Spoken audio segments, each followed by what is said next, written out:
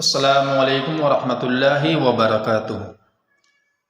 حضرات، پچھلی قسط کے اندر یہ بتایا گیا تھا کہ کس طرح میرے آقا صلی اللہ تعالیٰ علیہ وسلم کو فرشتوں کی جھرمٹ میں دولہا بنایا جا رہا تھا، ان کو سجایا جا رہا تھا۔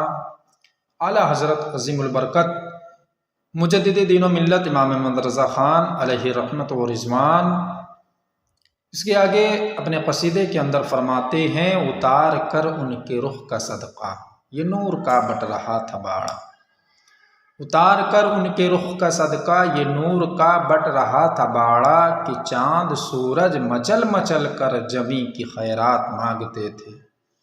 فرماتے ہیں کہ جب میرے آقا صلی اللہ تعالیٰ علیہ وسلم کو دولہا بنایا جا رہا تھا تو ایسا لگ رہا تھا کہ اللہ تبارک و تعالیٰ نے سارے جہان کے انوار کو حکم دے رکھا ہو کہ اگر تمہیں آج برسنا ہی ہے تو نور الانوار احمد مختار کے رخ والضحیٰ پر برسو۔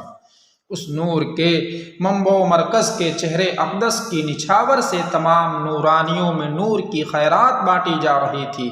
سرکار کے چہرے انور کا صدقہ اتار کر بانٹا جا رہا تھا اور نور اتنی مقدار میں بانٹی گئی کہ اعلیٰ حضرت اس کے لیے باڑا کا لفظ استعمال کرتے ہوئے فرماتے ہیں، یہ نور کا بٹ رہا تھا باڑا۔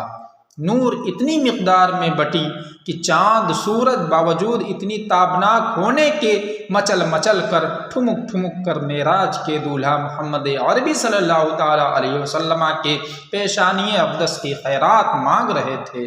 اتار کر ان کے رخ کا صدقہ یہ نور کا بٹ رہا تھا باڑا، کہ چاند سورج مچل مچل کر جبیں کی خیرات مانگتے تھے۔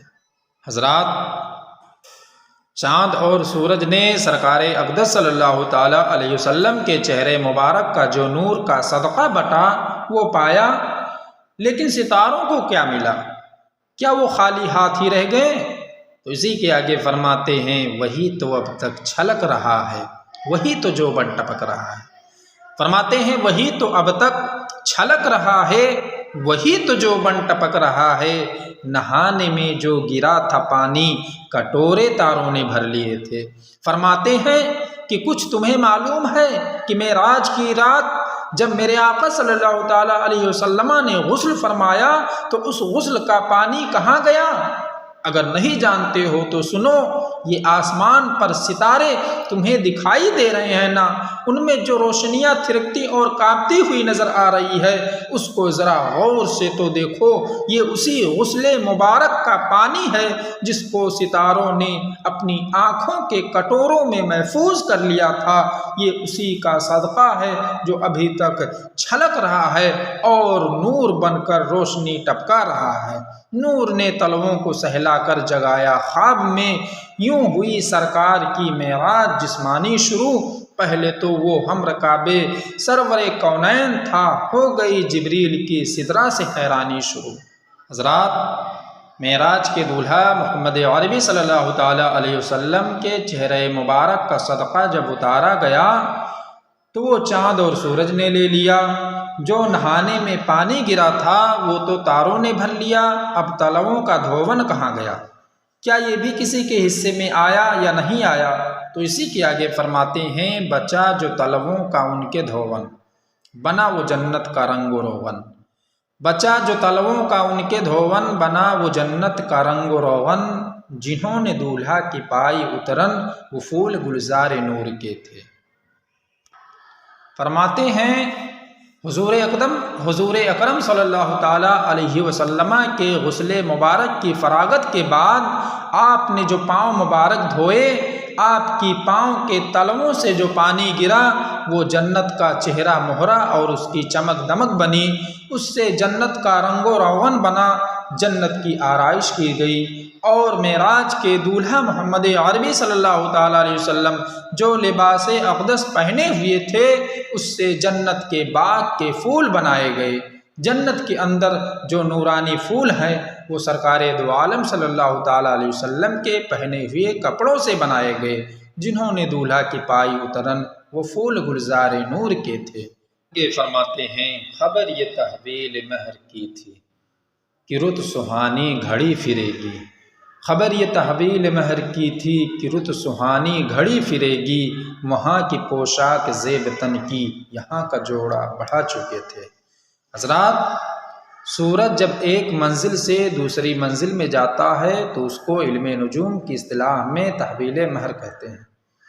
تحویل مہر کی بہت سی ساعتیں ہوتی ہیں، لیکن ان میں ایک ساعت تحویل مہر کہلاتی ہے، وہ یہ کہ دنیا کی قسمت اب بدلے گی، اب موسم بہار آئے گا، تمام تکلیفیں دور ہو جائیں گی، تمام نحوستیں ٹل جائیں گی، اب نور و رحمت کی بارش ہوگی۔